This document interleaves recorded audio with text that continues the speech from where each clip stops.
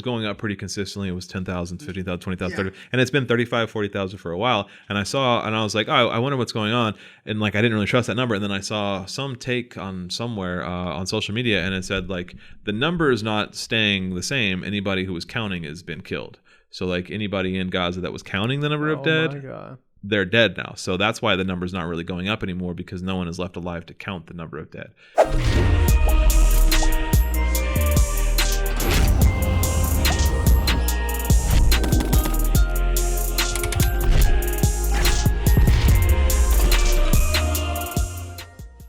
Yeah, yo, yellow. I was gonna say yellow, but also yo, so it turned out to yo. Welcome, guys, to episode 29. Yes, 29. The big 30's coming up. 29. Yes, I can't speak Spanish. So we have hit a milestone here. We hit over 100 subscribers. Finally, yeah, YouTube thanks so much. Gave us a crumb. Yeah, YouTube really threw us a bone. We had, our videos that would kind of like be all over the place in terms of view counts. Some would do pretty well, some would do not well. Some shorts would do incredibly well. They would get picked up in whatever the short scroll cycle of whatever happened. Some would have 0 views for a while, and they just didn't get into that thing. But then all of a sudden, over the week, we had 2 videos just skyrocket, both with one over 1,000 views, one pushing 1,000 views. That managed to push our subscribers up to over 100. Absolutely. So I really appreciate that. Thank you for our new subscribers and those welcome. consistent subscribers that come back and watch us week after week. And as promised, because we hit 100 subscribers, we're going to start a Patreon. Woo! Yeah, Patreon. Big deal. So we will discuss that over the next week, and we'll give you more information of exactly what we're going to do on episode number 30. Yeah, next week we'll have more of a plan, because we don't really know what all is going to be involved in that, what the different tiers are going to be, what the different perks, I guess you could call them. I don't know, whatever the Patreon perks are called, what those are called. But yeah, there's going to be some good stuff in there. We'll have stuff. If you know how Patreon works. I don't know why. I don't need to. How many channels have pitched their Patreon to literally, you? Yeah, you hear Give that us ad, money. Every ad break of every leftist podcast. They don't have ads. They have plugs for their Patreon. You know what a Patreon is. But as promised, we did talk about, though. One thing we are pretty happy to do is whatever tier it is, some amount of that money, I think, depending on how the tiers system is broken out or whatever, we have to look into the Patreon specifics. Regardless, every tier amount is going to have a good chunk of that money be directly donated to Palestinian causes. Correct. Yes. And I think that would be kind of the theme moving forward, is it'll always be donated to some kind of cause. So whatever the struggle is of any kind of oppressed people around the world, if God willing, the Palestinian struggle ends and there is liberation for the Palestinian people, well then half that Patreon money will go to whatever the next imperial problem is, or help them rebuild. Yeah, there's a lot of things we can do. There's imperial nations are always fucking up somewhere, so there's always money that can be donated to some of these causes. So anyway, stay tuned for that. Episode 30 will release more of those informations. And if you're consistently watching us but are not subscribed, what are you doing? What are you doing, bud? What are you doing? Just click the button. What? It doesn't affect anything. Come on, man. It doesn't cost you a cent. Yes. Go ahead and get that subscribe button. It costs them one finger click. One finger click. I'll give you one kiss for a finger click, okay? Well, that's a pretty good deal. Yeah, that's a pretty good deal. Probably it's way more energy to kiss than it is to click. Exactly. So. And while you're there, like and subscribe and comment to other people's comments that are dumb and say, hey, you're dumb. Hey, you. Keep it civil, you're but dumb. but you can say, hey, you're dumb. That's fun. That's civil enough for me. Yeah, we get some real chuds in the comments sometimes. Come on. It comes with the territory of being a leftist on the internet. I think we talked about it a few episodes ago, like the Instagram comments that we get sometimes. When one of our Instagram reels kind of goes a little viral, that's in any way attacking anybody on the right, the fucking comments just go nuts. They will defend Ben Shapiro or Elon Musk with their lives, dude.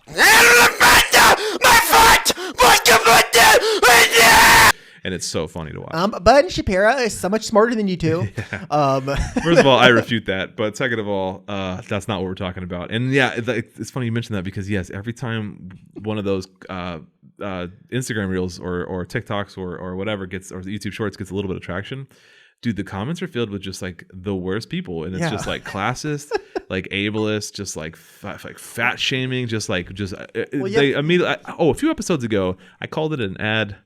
I don't remember what I said. I think I called it an ad. It's an ad hominem. Yeah, but you called it an ad hoc. I got on an ad hoc fallacy, and I in the edit I was like, well, that was dumb. I should have said ad hominem, because I know what an ad hominem is, and then I just never corrected yourself. Mentioned it again, so It's all right. I recognize it. The way I see it is like the people that have the most fury at you are going to be the ones that commenting. It's fine, man. There's always going to be those people. I don't give a fuck. Lick my nuts. We're fine with it. I mean, as leftists on the internet, we're used to it. But anyway, we got off track. What we were talking about was go ahead and show us a little love. Go over to Instagram, follow Revolutionary Rhetoric Pod. Go over to Twitter, Rev Rhetoric Pod. TikTok, Revolutionary Rhetoric Pod. Give us a little love. Tweeter. Alrighty. Well, as you could probably see by the thumbnail and the title, which I have not made yet, nor have we made it yet. Yeah. We're talking about this huge explosion of college campuses and protesting the Gaza genocide, the Palestinian genocide. This has been so cool to see over the last 2 weeks or so. A large number of college campuses have kind of erupted in genocide, pro-Palestinian support.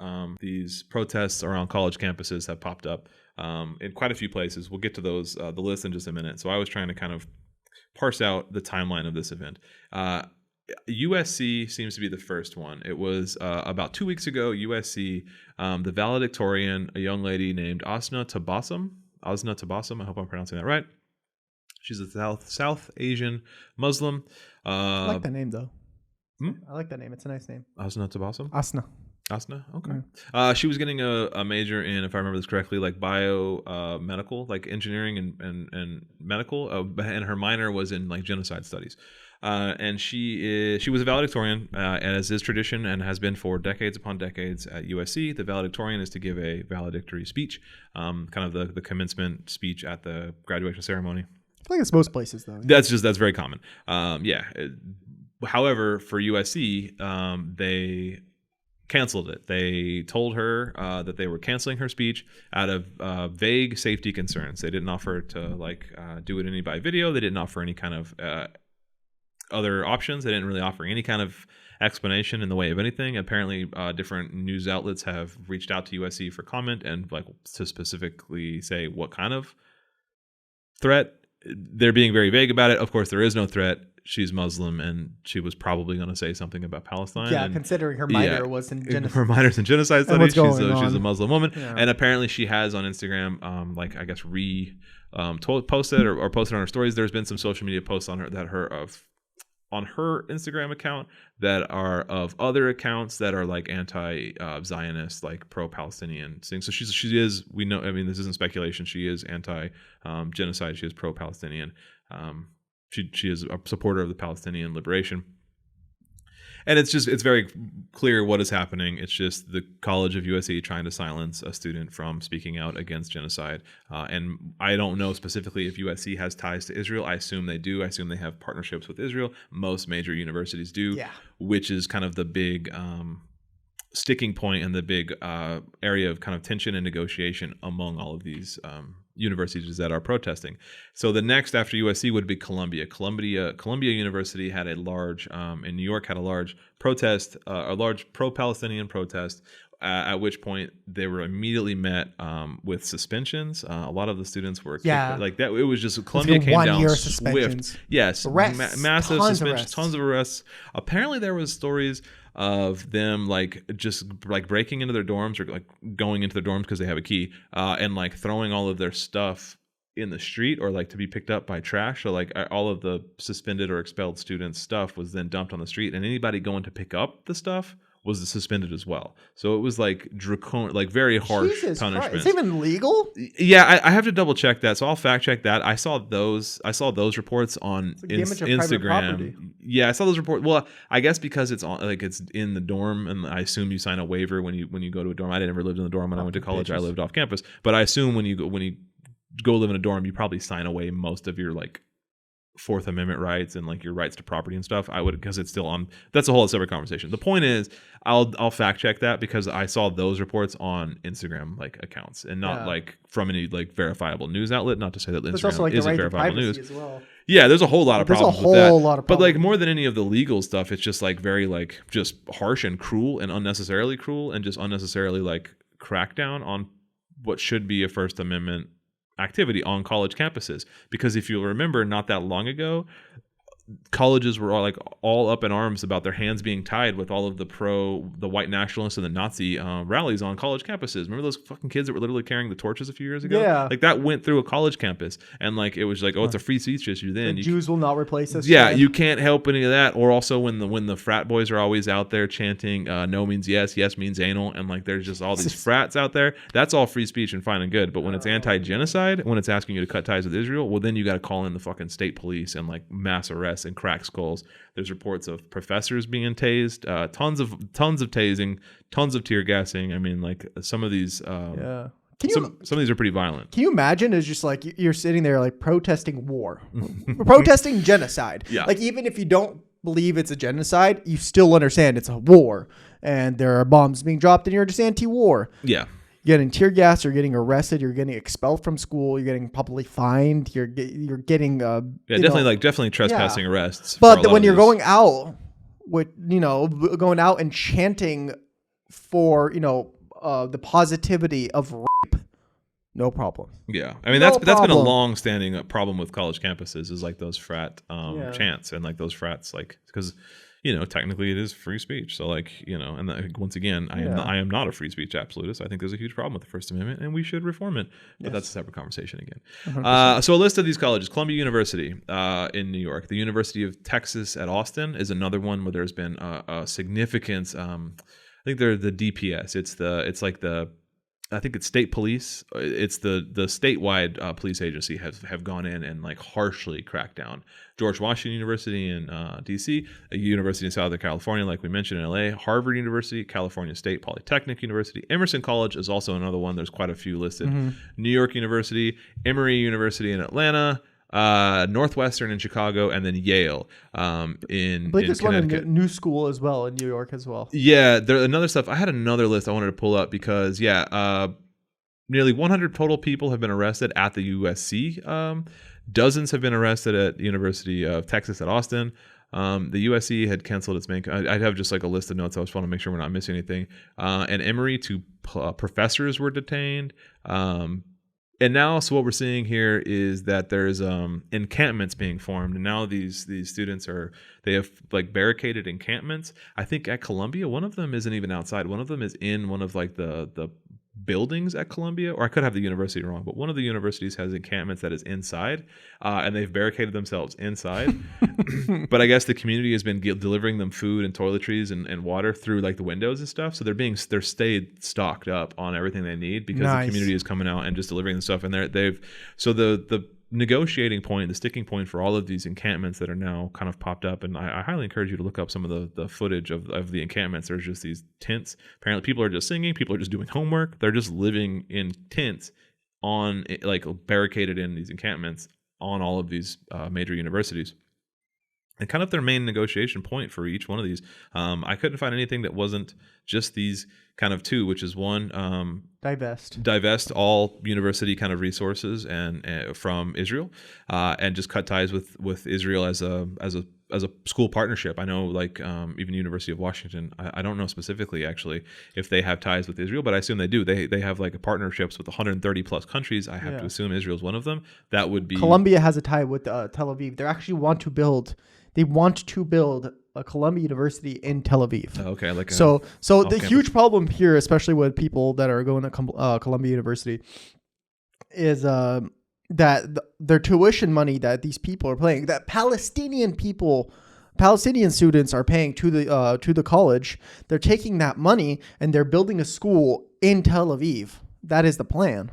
So they're taking Palestinians' money and they're building a school for the oppressors of the Palestinians. So I think that itself is absolutely crazy. So of course people wanted their college to divest from any Israeli like economic trade that they have going on or any schools that they're dealing with. Why not? What good place to start, but like your college, because once you start cutting ties there, you can kind of like slowly seep those cuts everywhere else, because that's how it started in the 70s and the 60s as well. Columbia is like steeped in protest. This is like a protest school. Yeah. I don't know if you remember back like in during the Vietnam. Yeah, it was 68 or 69. Yeah. There was a huge protest in Colombia. Protest. Yeah. They got arrested as well. Yeah. Interesting fact among the arrested, those 108 arrested at the protest at Colombia is Ilhan Omar's daughter. She was arrested too. Oh yes, I saw that. So kind of badass. Yeah, it was just a trespassing charge, which is I think what most of them were arrested for. Isra Hirsi is her name, the daughter of Rep Ilhan Omar. So just a fun fact.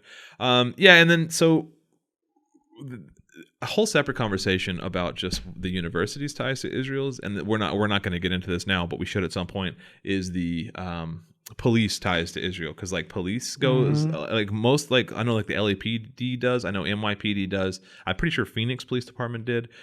They go to Tel Aviv, they go to Israel to train with like the Israeli like military services. That's where like a lot of American police forces gets their training from Israeli defense forces, which is just like, once again, it really just like kind of it's hard to kind of fathom if you like take a step back and really think about what that is, which is like, what would happen if like the LAPD went and trained with like the Chinese police, and like how everyone would lose their mind with like your military training with a foreign 100%. Asset. Our military is training with a foreign asset. Just because they're an ally doesn't mean they're not a foreign country. It just means like, and like, I don't care that they're a foreign country. Like, it's just weird that like these like conservatives are okay with military training with foreign countries. It's weird that they're okay with running former military operatives from a foreign country in our Congress. It just seems like they're the ones that wouldn't be okay with this, and they are. But that's a whole separate conversation. Back to the university point. It's just I just wanted to highlight the hypocrisy very quickly. And speaking of hypocrisy, all we're seeing from these free speech absolutists like Elon Musk and like, you know, some of the right-wing congressmen is how we got to crack down on these protests, shut down these protests. They shouldn't be allowed to speak. This is like, it's just so funny that like the response you see from the right about these relatively peaceful, not really that disruptive protests at these college campuses is that these are like pro-Hamas terrorists, and they need to be shut down like swiftly and brutally. And we do have a video from Mike Johnson, Speaker of the House, Republican Mike Johnson, went to Columbia University to give a press conference that had some pretty like inflammatory things to say, and also some pretty like, not calling for violence outright, but some kind of coded language where he is almost calling for violence. Do we want to play that video? Hell yeah. That we are endowed by our Creator with certain inalienable rights. They should not be infringed. The founders and the great leaders who had come through this institution in the past believed in religious liberty. They believed in democracy. They believed in morality and virtue and the dignity of every human person. They Except believed the in the free exchange of ideas. And they detested mob rule. We are standing here right now on the steps of the Low Library. In this very building right behind us, Columbia University once awarded Winston Churchill an honorary degree, and it was Churchill who said, "It is mass murderer, manifestly right that Jews should have a national home Butcher of India. where they may be reunited." We believe in that principle. I was gonna say, you're like, why would you bring up Winston Churchill, who's like literally a mass murderer, a racist, and a colonialist? Like this guy into the 1950s was like, we still need to colonize India because they're lesser than us. Yeah. Yeah, I mean that's always like, that's my huge talking point. Like that's my trump card, my ace in the hole. Anytime I'm debating anybody on like Stalin, is like I just point to Winston Churchill. I was like, because they will inevitably bring up like the deaths under communism. And I'm like, first of all, those numbers are fake, but you know what numbers aren't? The amount of Indians starved by Winston Churchill, and the amount of Indians saved by Stalin. Yeah, and then like you look up exactly because when Stalin sent the food over to India. Yeah, that's all you need to point to. Winston Churchill was an absolute fucking monster. And he was one of the world's most despicable men, and absolute psychopath. It's insane to me that we still kind of lionize this man in like Western academia and stuff, because it's just like he was an absolute fucking sociopath. Well, it's like Gandhi. Like at the end of the day, at the end of the day, Jesus Christ, it is toward the end of the day here. It is toward the end of the day. Gandhi was an absolute psychopath too, because like he's a known fucking pedophile, touching his nieces and shit. This is well documented, and he's fucking racist. So it's towards the Muslims. So this is classic. This is a classic American talking points. They point out fucking Winston Churchill, who is this absolute horrid figure, the butcher, right?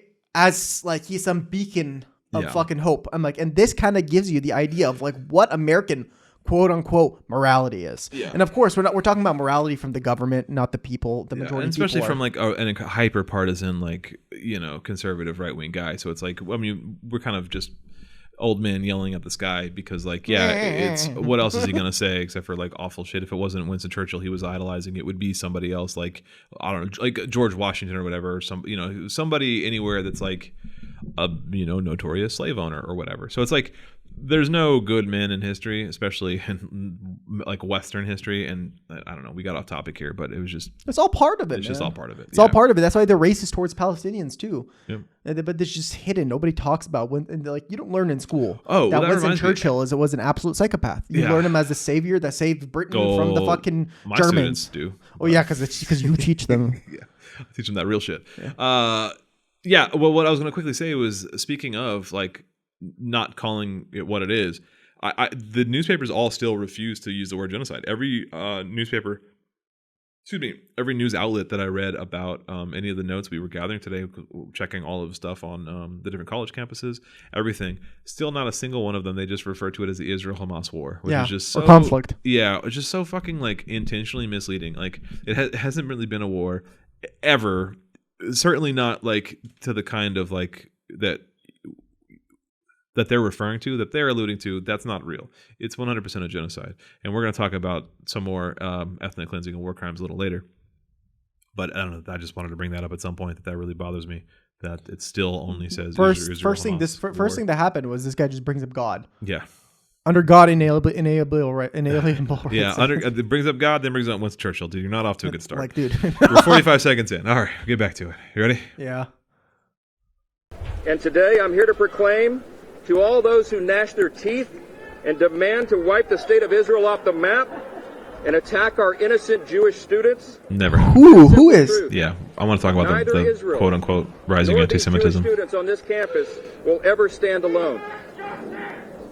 Today, Hamas issued an endorsement statement of the protesters on this campus. They called them the future leaders of America. Inshallah, brother. Dope. All of this has to be said because the cherished traditions of this university are being overtaken right now by radical and extreme ideologies.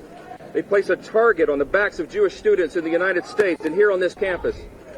A growing number of students have chanted in support of terrorists. Jewish students. They have mocked them and reviled them. They have shouted racial epithets. They have screamed at those who bear the Star of David. That's so great. What are they chanting? We can't hear you. We can't hear you. Speech. Nice. Enjoy your free speech. They've told Jewish students as he tries to silence them, as he calls for their silence. And shamefully, some professors and faculty have joined the mobs. Things have gotten so out of control that the schools canceled in-person classes, and now they've come up with this hybrid model where they will discriminate against Jewish students. They're not allowed to come to class anymore. Who said that? And it's Nobody. detestable. It's making shit up. As Colombia has allowed these lawless agitators and radicals to take over, the virus of anti-Semitism has spread across other campuses. Where? By some counts, as many as 200 universities have a similar form of protest right now. Oh my God! At Yale, man. a Jewish student was stabbed in the eye with a Palestinian flag, and 45 students were arrested. At NYU, I'd want the details on that. I assume it was like an accident, like anti-Israel encampments are popping up if it's in even true universities all across this country. The madness has to stop. The madness has to stop. We just left a meeting with Jewish students, who told us of the heinous acts of bigotry that they have experienced. Have they met with Palestinian students? No, absolutely not. Their bravery is inspiring. Much more inspiring. They just arrested them. We're seeing here. Can't meet with people in jail. Never have to confront such hate on an American college campus. It's such a revered institution. Look at all these white people behind him. Hold on. It's such a revered institution. Fucking conservatives and right wing, like, these people hate colleges. They're just liberal breeding grounds. That's where you get communist ideology. They like it's just AKA you get educated. Yeah, you just get educated. It's just so funny, like their hypocrisy and just like their just populism of like whichever way the wind is blowing. Because on any given day, they would absolutely decry anything that has to do with like public higher education. That's just like, go to trade school, universities, or whatever. It's just they hate university. They hate everything it stands for. They despise anyone that's more educated than them until it's politically expedient for them to then say, well, this revered institution. Classic conservative politician, just go with the wind. Way the wind is blowing. But here's the thing, also, like he was talking about earlier, it's like, it's a detriment to the history of this college from like, you know, the beautiful history of the college supporting great things. These radicals are taking over. I'm like, motherfucker, in the 60s and 70s, who do you think was protesting the fucking the Vietnam War? Fucking hippie communists. It's the same fucking crowd. We are repeating history over and over again. Yeah. And he would have been one of those nerds that was like either in the National Guard. I mean, he's too young for that, but like, yeah, he would have been one of those squares that was like against it. 100%. Yeah. And I actually there's something you bring up a good point, and something after this video I want to get back to remind me is there's let's he'll get to it, I think. So we'll get back to it. Powerful people have refused to condemn it, and some have even peddled it themselves.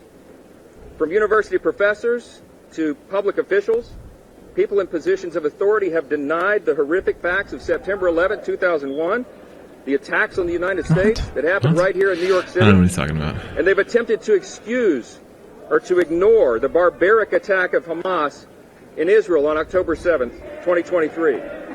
The barbaric attack of 1,000 people versus 40,000 people in this link slaughtered. Yeah, and also a lot of those people were killed by Israel. We now know. That's very true. Crowds of radical activists have chanted death to America and on our own streets in this country. Absolutely. And some-public officials have refused to condemn them. Oh, dude, America sucks. Have openly defended these acts on campus and the harassing and the intimidation and the threatening of innocent Jewish students. Nobody is threatening innocent Jewish students. Peaceful protest. And some of I can't say they didn't threaten Zionists. Eliminated. Even These that. are words we expect from Ayatollahs in Iran, not American lawmakers and not American students. And unsurprisingly, it has given way to threats and violence in a generation of students who feel safe in their own classrooms, who don't feel safe in their own classrooms, or where they live or where they worship. Let me say this very simply. They're literally protesting the safety of the Gazan people. How do you think they feel? Ever have to live under those kinds of threats. That is not who we are in this country. Yeah, God forbid somebody have to live with a little uncomfort. Administrators have chosen to let discomfort. The threats, the fear, and the intimidation of the mob rule to overtake American keep using that term, man. It's like it's 1930. Free exchange of ideas and the free exercise of religion.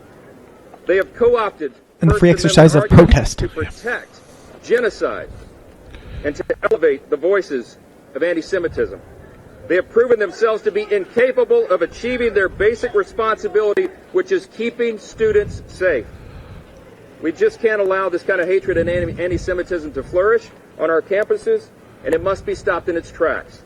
Those who are perpetrating this violence should be arrested. And I am here today joining my colleagues and calling on President Shafiq to resign if she cannot immediately bring order to this chaos. So I saw a different one of him, or at least a different, a slightly different. It must have just been like later that day or early. I don't know, whatever. And he said a lot of the same stuff. It was a lot shorter. He said that the Colombia president should resign immediately, and that the National Guard should be brought in.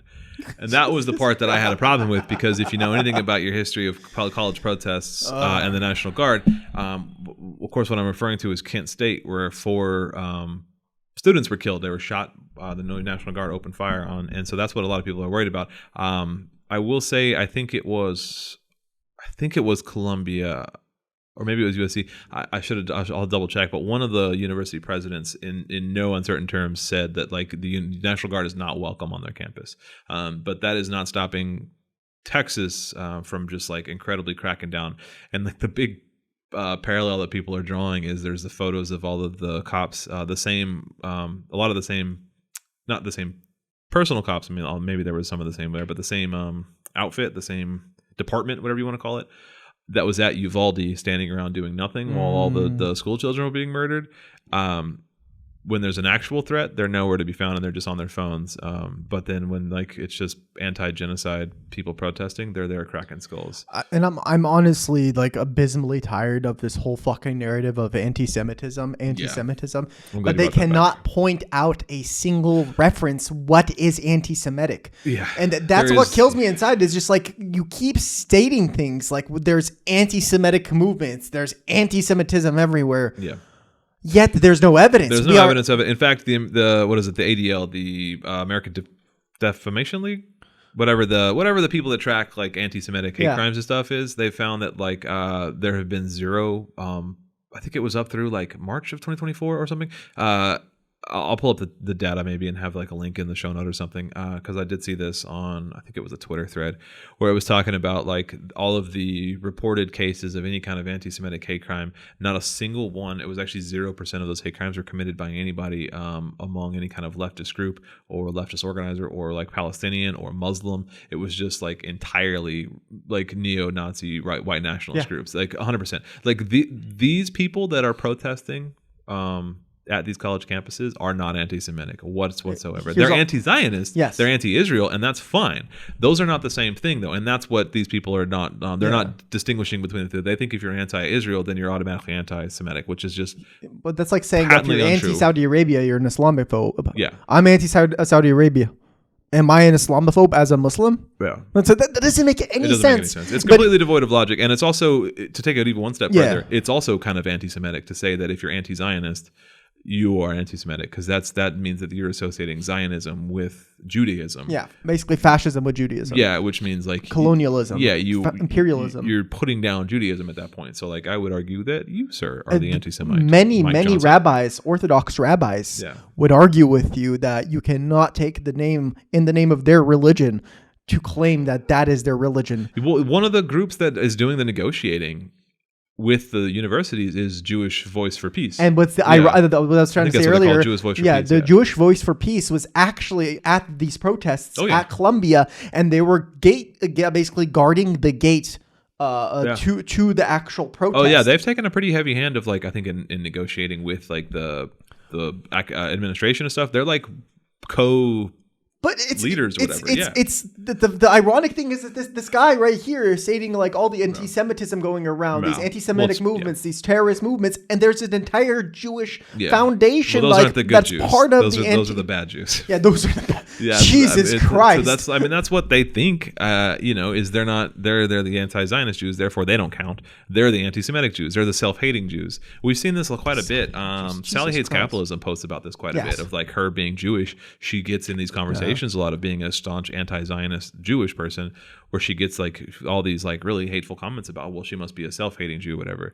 And she's much more articulate and can speak on that subject. So go follow her if you haven't already. Shout out to Sally. She does great work. There's very important key parts to these protests where we have people that have Jewish descent speaking for themselves and not having somebody speak for them, if that makes any sense. So it's critical to have Jewish people by our side, proclaiming that this is a genocide and nothing else. Yeah. And there was one, I think it was at Yale. This was making the rounds on kind of the leftist social media posts. There was that Yale, I assume she was a Yale alum who graduated from Yale. She was a Jewish woman, and she just went to one of the Palestinian like protests or marches, just like one of the rallies. One of the rallies, I guess you could call it, yeah. And she just stood there, wore a shirt that said Jew. Have you seen her? Where she's just standing. And she was like, I guess her husband was filming her, and they were just waiting for her to be attacked. And she just stood there. There's this guy, I remember the video. There's this guy just dancing in the background. Yeah. And there's like two people playing on the drums, and they're just like, they're just college kids doing college kid shit. And like, I am not afraid. Yeah. And it's just like, dude, no, and like nobody cares, lady. Like, should we put that video up? Yeah, we should. They just want to be victims so bad. And it's just I'll put the video right here.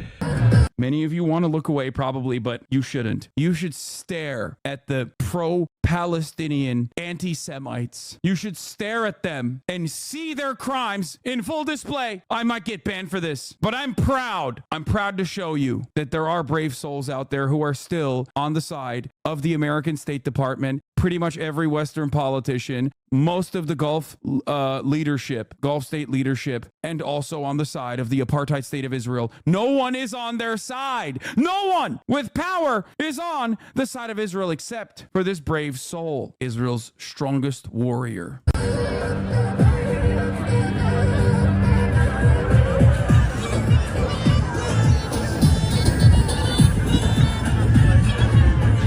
Do you hear that in the background? That's anti-Semitic music. It says, Jews for a free Palestine. Oh, another snapshot. We have a lot to reckon with. As pro-Palestinian advocates, activists, we have a lot to answer for. That's right. We do. Trigger warning, guys. I am not afraid. Look at my face. I am not afraid. Put my face on camera. Show my face. Dogs speak. Dogs speak. Dogs speak. Dogs speak. Dogs speak. I will not be ashamed. I am proud. Great. Now that you've enjoyed that, You can see what ridiculousness. yeah, this just like is. they just want to be victims, and that's the anti-Semitism they're talking about, of like that, and like it isn't there. There isn't there, and like I want to make it clear too. We do not condone actual anti-Semitism. But we do condemn it. Leftists, we do condemn it. Like leftists are not anti-Semitic people. Like we are accepting and open, and like that's what kind of communism and socialism is all about. So we stop it and we call it out when we actually see it, because that's Nazi fascist shit, and we do not abide that. We literally did a whole world war based upon this. Yeah, based upon like the racism, man. These bad boys won. So come at me with that, The whole anti-Semitic idea, and there's a comment. Also, and there's a lot of history to unpack there, because we're going to get a comment inevitably. Yes, there were pogroms, and there was, and every single movement there are some fucking crazy people. But listen, you get it. Listen, socialism, communism, leftism in general, it is staunchly anti-imperialist, anti-colonialist, anti-racism. We believe in equality of all kind. Not just equality, but equity. So when somebody or some certain group of people have experienced something horrible, like like a genocide, like during World War II, or Bosnian genocide, or the Rwandan genocide, was it? Yeah, Rwanda. Yeah. The Houthis and Tutsis. Yeah, that was Rwanda. Yeah. There needs to be something to help those people out.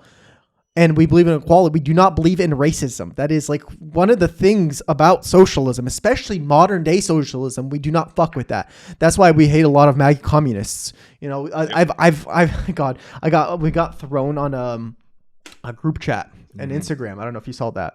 And in this group chat, we were like, it's basically an international group chat for socialists and communists. And they put a post where it just like get these imperialist comrades, and then it's like a picture of a Russian tank with soldiers on there, and I'm like, Russia's not socialist, it's a fucking just another bourgeois state, right? And then below it says, kill these F words, these. Oh wow, yeah. Well, and I'm sitting here and I'm like, leave group. Yeah. I'm like, that is not part of socialism. You were not a socialist. I didn't see that. Once you say that. Yeah. Yeah. That's super not cool at all. I didn't see that at all. I'm dude, the underbelly of becoming a leftist like content creator is just like the amount of social media blow up that happens, and I'm like, I nobody got time for that. I'm checked out. I am. So I really appreciate you stepping up and I'm clinically online. He handles our social medias. He's very good at it. Shout out to the best. The best. Last week I did promise a Trump update, and I started reading it I cracked one article, and I was like, nope, don't give a shit. Don't. But it's so care. boring. It's just so boring. I just don't care, man. His trial started. I guess the Supreme Court is gonna grant him immunity or something. I saw a headline today. Fuck this guy. About like the Supreme Court looks like it'll take one of the hearings, or it'll take one of the cases. I don't know. Maybe I'm wrong about that. Oh, also, did you see that this is way off topic. Harvey Weinstein's yeah, my girlfriend told me got reversed. Yeah, Harvey Weinstein's sentence got reversed. What the fuck? This is American justice system for you. People protesting against genocide are being arrested and put with trespassing charges and kicked out of school. But serial rapists, fascists, they're just come on, let them go. They were just locker room talk. Didn't Cosby's ruling get overturned a couple months ago? I believe so. Yeah. I believe so. Yeah. Oh my god, man. So yeah, it's just, I mean, it's money. It comes down to money. It's money. Harvey Weinstein, Bill Cosby, Donald Trump, they have money. What kind of system do we live in? Yeah. Capitalism is a system that is run by capital, run by money. So what the fuck do you think is going to happen? Yeah. You know, the justice system here is not real. It is not real. Completely rigged. It's completely rigged, right? Well, you need a system that is completely intertwined with society. And once you go away from that like characteristic of society, you're entering in things like money or power. Then you're fucked because it's not an equal society anymore. It's not real. It's not real. And I just want people like to open their eyes up to that. Like whatever justice system you think that is there, it isn't actually real. Yeah. Money, time, gender. It's an illusion. It's all a construct, man. Yeah. So, yeah. Well, time is there. How we calculate it. Sure. Time is constructed. Well, even time. I don't know. That gets into a whole like. What do you call it? Like the existential. Yeah. Yeah. Like I know. Like a second, an atomic second is like the time the electron moves from like back and forth. Time as like things taking a certain amount of time for something to happen. Mm-hmm. That happens. That's a thing. Mm-hmm. But yeah, how we understand it, how we Gregorian calendar, this and that. Versus what the Julian calendar and the Gregorian calendar. Yeah. Yeah. Lunar calendar. Well, that's why I was trying to teach my kids about the Russian Revolution.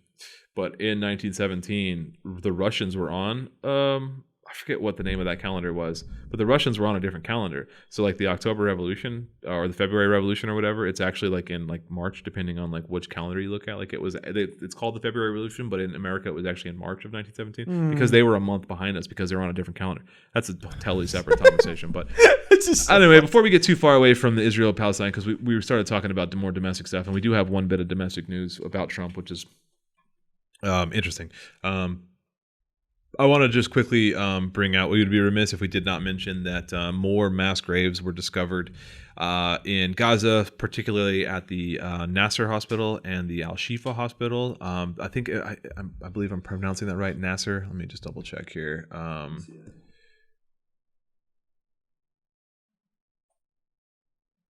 Yeah, the Nasser Medical Complex in southern Gaza of Khan Yunis, which we've talked about before because that was where some of the heavy stuff was going on. And we've also talked about Al-Shifa Hospital because that was the hospital that we've now mentioned in two separate episodes. The first that was like raided by those fake doctors, and the second when they totally demolished it. And there was Al-Ahli Hospital, which I think was the very first hospital they bombed. Oh, okay. Well, what we're finding now is, in particular at Nasser, the hospital, they've discovered a mass grave with, originally it was supposed to be like, I think they had said something like 200 something bodies, but now that number's pushing 400, I think, bodies that they've discovered buried. A lot of them have been stripped naked, and a lot of them have been like zip tied with their hands behind their back. So this is definitely just like mass. I mean, this is just like ethnic cleansing mass graves. We've seen this in like Bosnia, we've seen this in Rwanda. Maybe not so much Rwanda, but like these are like, there's literally nothing to say about this except for it's like disgusting. Yeah, it's fucking disgusting. And I will say, for what it's worth, the UN now is officially like well on board. Like independent people need to get stepped in there to investigate like these are genocidal acts and yada yada yada. And the UN is officially like kind of ramping up their support of. I don't know what you'd call it, but you know what I mean. They're like, okay, no, this is genocide. It has to be stopped. Something has to be done before it keeps going. It reminds me of like Srebrenica. It's like with like this basically like in like a week, basically there was 9,000 boys and men killed, and they're basically the same thing. They're just shot and then thrown in a grave. And I saw a really good point recently, which was that the number is kind of stagnant as dead.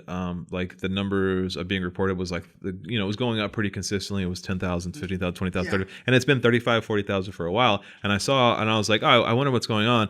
And like, I didn't really trust that number. And then I saw some take on somewhere on social media, and it said like, the number is not staying the same. Anybody who was counting has been killed. So like anybody in Gaza that was counting the number of dead, they're dead now. So that's why the number's not really going up anymore, because no one is left alive to count the number of dead. And I thought that was a really kind of like poignant and very, depressing and kind of eye-opening fact that, yeah, that's probably correct. Is like any institution like these hospitals or these medical complexes that were kind of keeping tally, any kind of internal ministry that was keeping tally of the dead in Gaza, they don't exist anymore. The doctors have been murdered. So like nobody's actually counting these bodies. So like, yeah, the number still says 35, 40,000. That is obviously way higher. Just nobody's counting anymore. Yeah. And And you have to remember, it's like a lot of the humanitarian aid groups and organizations don't want to come in anymore because, like what we talked about a few episodes ago. The World Kitchen Center? Yeah. A few episodes ago, we talked about the World Kitchen Center and their fucking car. Like these people just came to offer food to hungry people, and they got fucking bombed. Yep. Like they've got missiles shot into multiple cars. So as volunteers, who wants to risk their life unless they're insanely dedicated to the Gazan people? I mean, and that's partly, intentional by Israel, right? If you target the aid workers will stop coming. If you target the journalists, there will be nobody to report it. And then you can just kind of indiscriminately commit your genocide with nobody there. Just the fact that like this is like in history, this is like the biggest amount of deaths of journalists. Yeah, it's also the most like televised genocide, and it's just that's the part that's like it's like this disconnect of like it's very surreal sometimes because it's like it's very obviously a genocide, and then we have like the biggest gaslighting campaign in history where like major news outlets won't even refer to it as a genocide and are still saying like this conflict where Israel's trying to root out Hamas, and it's like that hasn't been true since the first week. If it was ever true, it is now indiscriminate, like mask off genocide, indiscriminate killing of women, children, mass graves, zip tied bodies, like people stripped. Like at what point? Show me where on the map this is about trying to find Hamas. And newspapers are still refusing to call it for what it is, and that's the UN is starting to.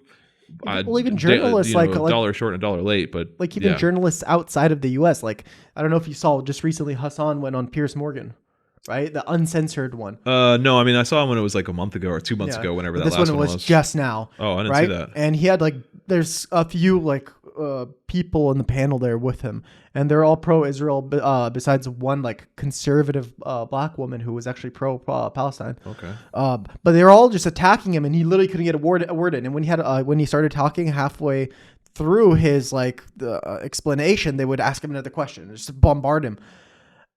And what was disgusting is like they kept talking about Hamas, October 7th. And he's like, oh, you have to condemn this. You have to condemn this. He's like, what happened was atrocity. No civilian should be killed, blah, blah, blah. But then when they started talking about what about 40,000 people that were innocently massacred, you're talking about 1,000 people, 1,500. That's still not a good number. Which again, Israel killed the majority of those. Yes, or a lot of them. It has been already proven that Israel actually went and open fired on a lot of their own people, not knowing whether it was. Yeah, I mean, and if you didn't know that, we should probably elaborate because that's the second time we've mentioned it. That 1,200 reported dead on the first October 7th attack. We now know from like I think it was like helicopter footage and stuff from the Israeli military that a lot of those 1,200 deaths came from Israel, like just friendly fire. Yeah, because the helicopter was just indiscriminately shooting. And it happened to hit a couple of Israelis. Well, that couple turns out to be a lot more than a couple. Yeah. But that's besides the point. Even if there was 30, innocent people killed, it's wrong, right? It's wrong. But we're talking about like at the low number, at the conservative point, 40,000 to 45,000 people dead. 45,000. Nobody talks about how that's an atrocity on like mainstream media. This guy, they're on there. He's just trying to point that out, and they just keep bringing it back to Hamas. And I'm like, dude, like, what are you talking about? Like, are you out of your mind? Like, you sound like a psychopath. That's what I was mentioning with Mike Johnson, talking about like, we have a Jewish student who just doesn't feel safe, and so we have to like, and it's like. But what about the children in Gaza that don't feel safe? And it's like this insane amount of like gaslighting. Yeah, it's just this wild surrealism of like we all live in this alternate reality where there's just not 40,000 dead. And then this is a recent story of like there's some footage come out of Gazans like on a beach. And have you seen this where they're washing on a beach? There's a beach in western, like along the coast in Gaza. Yeah. And it's been all over Israeli TV footage. They're all foaming at the mouth that Gazans have the audacity to like play at the beach. And it said like the reporter that I saw on the Israeli, or the talking head, I wouldn't call him a reporter, the talking head I saw on the Israeli news channel it was in subtitles because it was in Hebrew. He was talking about like all of these people deserve to die. They're all rats and need to be exterminated or whatever. And it was just because like they largely live in tents. They live in tent cities, and the only kind of access to water they have is the ocean. So a lot of them are using the ocean for like cleaning, for hygiene, bathing, as well as like children are kind of just playing because they've been under constant threat of death for a while, and they're just kind of over it. They're allowed to just hang out at the beach, and like that, like I guess like that, the image of like Gazans playing at a beach, just like it whipped the Israelis into a frenzy of like they're not allowed to play, like they're you see they're not being massacred, they're at the beach, and it was just like all of these really bad takes. And if I can find that video, I saw it on Instagram, the clip of the Israeli news show. And to be fair, I don't want to like totally like throw every Israeli person in that camp. Obviously not, but also like that could have been like the Alex Jones of Israel. I have no context for that guy, but he was saying really heinous shit. So like, and it was on Israeli TV. So I kind of just made the connection, but I should back up and say that could have been like the Israeli Alex Jones. But then you also have like polls and stuff that come out of Israel, and like 85%, 90% of people are like pro what's happening. And the reason I'm not super. The reason I don't feel super bad about saying that is because remember, like the defense minister of Israel, like all of the different politicians in Israel, that all said the same thing, that they need to be exterminated. Yeah. Was it Marco Rubio said that? Like, or was he referring to somebody else? Marco Rubio was confirming the Palestinians. Yeah. So like, correct. It's not a stretch to think that some random Israeli talking head would also say that, because like they've gone on. Netanyahu has said that. Well, have you seen like footage of like Christians and Muslims like walking through like parts of Israel, and there's kids just spitting on them? Yeah. Like they would throw rocks and spit on people that are just not Jewish. Yeah. Like they have nothing to do with anything. And I remember when it was a Christian journalist. She's a white lady, Christian journalist. And she literally couldn't walk through the town without having kids coming and just punching her and spitting on her and throwing rocks at her. Like, yeah, it's insane. And need I remind you that after 9/11, the first man that was killed was a Sikh, because he was wearing a turban, and they just assumed he was Muslim, so he was beaten to death and I think stabbed. If that's how they treat a white Christian woman, how do you think they treat a Palestinian Muslim? Yeah, or a Palestinian Christian? Yeah, I guess. Yeah, what I was mentioning is a little. I guess I didn't see your point, but yeah, that's what you're saying. These like what they're teaching to these children, like these children don't know. They know what they're told, that these people are devils, that they want to kill you, they want to kill your family, just hatred, all this shit, absolute hatred. It's like it just kind of shows you what Israeli society is like, and I'm sure there are certain parts of Israel where people are a little bit more civilized. Well, we know that, yeah, we know that's true, because we know that there are a lot of like the Jewish Voice for Peace groups that are in American college campuses. We know that some of those similar groups are operating in Israel, but I think a lot of those people have been beaten and like imprisoned. Yeah. And I know that there was some pretty horrible called stories anti-Semitic? about. Yeah, called anti-Semitic.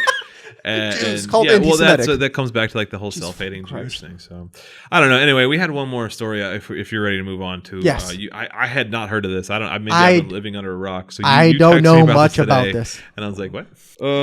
So our last little bit of news, a few days ago, outside of it was in, I think I didn't even check. It was in New York, right? Yeah, it's outside a New York City courthouse, outside of the Trump trial. Yeah, this is the hush money trial, where, I mean, I don't want to go into the history of it, but where he paid off Stormy Daniels, or he had Michael Cohen pay Stormy Daniels hush give money. Give him a little gluck.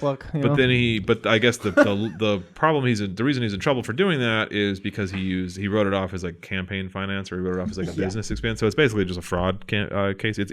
It's very illicit because it's sex and it's money, but at the end of the day, it's like a fairly kind of, it's what I assume every fucking politician does, which is just write off business expenses, which we know like Santos did. Whatever, that's not the point. The point is, outside of that trial, a man named Maxwell Azzarello from St. Augustine, Florida, doused himself with some kind of accelerant, a cleaning liquid of some kind, and lit himself on fire in protest of, or just as far as we can tell, to kind of call attention to, like, he was what seems to be just kind of a conspiracy theorist who maybe was, not all that mentally healthy.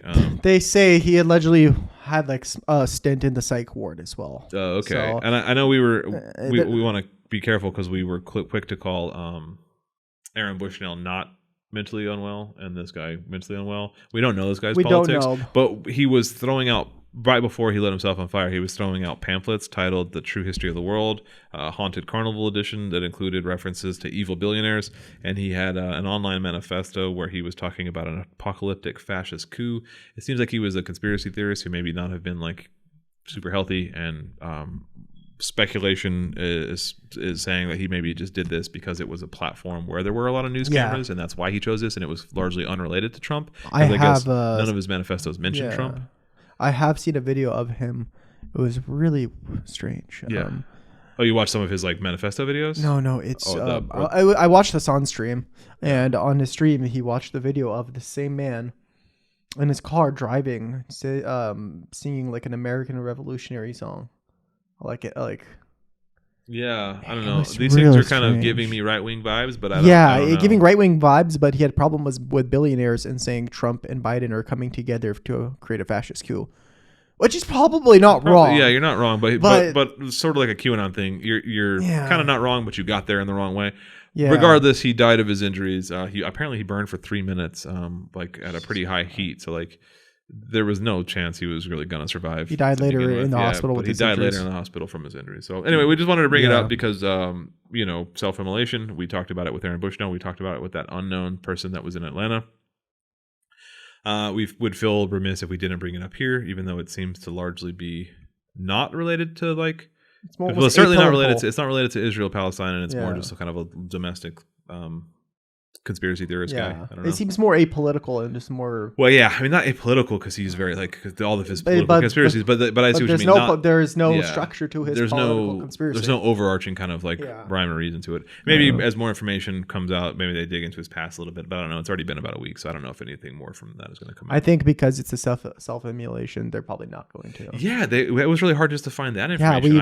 I had to go to Al Jazeera to find most of that information. It's just so strange how intentionally American media suppresses self-immolation. I know with Aaron Bushnell it was pretty difficult to find information, and even that previous from I think it was last December, I believe it was a female, but it was really hard to confirm that, and like I could find no reporting of her name or whether or not she's died to her injuries.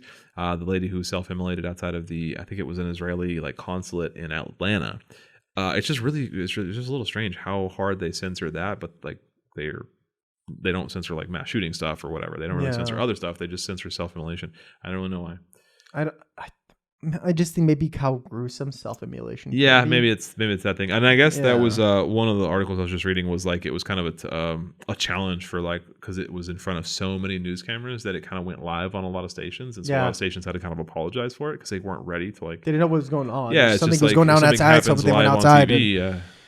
You're filming it. It's a live feed. Like it's gonna be shown live. So that's crazy. I mean, he picked a good spot for it. Yeah, well, I think R.I.P. I guess. I think that's intentional as to why he picked that spot.